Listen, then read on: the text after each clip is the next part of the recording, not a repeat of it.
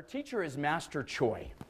Master Choi is brilliant. If he were to wear a baseball cap, it would say, practice is progress. Practice is progress. And he teaches us how to respond to attacks from the outside without having to think about them first.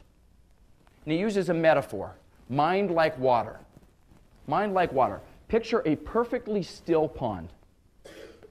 When you toss a pebble into that pond, what does the water do? What happens?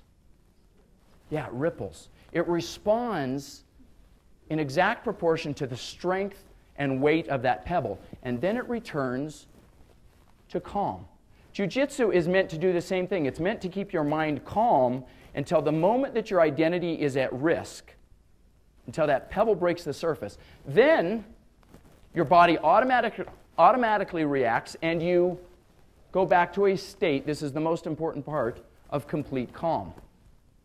That's a much more peaceful way to live than to buy into all of the fear and the paranoia that surround this topic. Jiu-Jitsu tells you exactly what to do, move by move, to protect your identity. And it's made up of 4 simple steps. 4 steps, 4 reflexes. Stop, chop, lock, and block. Stop, chop, lock, and block. The power of this metaphor, as silly as it is in the ordering of the words. Each word represents a reflex, a way of responding to a threat against your identity. The first and most important reflex, the one you've got to have when you walk out here today, is stop. Now, when you stop exposure to identity theft, you're getting rid of that data, that information that can harm you before it ever even falls into the wrong hands. In the words of Master Choi, he says, "The greatest fighters are those who never provoke a blow." Grasshopper.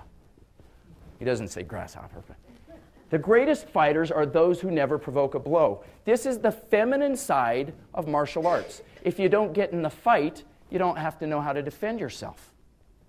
In other words, if you don't put your identity out there to be at risk in the first place, it's a lot easier to protect. If you cannot stop the exposure, the second step always is to chop it or destroy the enemy. Get rid of the information that can harm you. Now, we all think of paper shredders. That's pretty common. How many of you already use paper shredders? But we also have to remember that the hard disk drives on computers that we donate, the cell phones that we throw away, the USB drives that we carry around, and the CD-ROMs that have data are actually more damaging than any piece of paper are. So you have to chop or destroy those. If you can't stop it, if you can't chop it, you lock it. You lock it in a fire safe, in a locking filing cabinet, in a well-protected computer. That's a completely legitimate way to protect your information, is to lock it in a computer.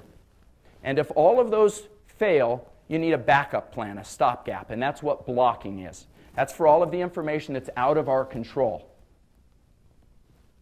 so that you minimize damage in case your identity is stolen. In the world of martial arts, it's the equivalent of having somebody who watches your back if you're attacked.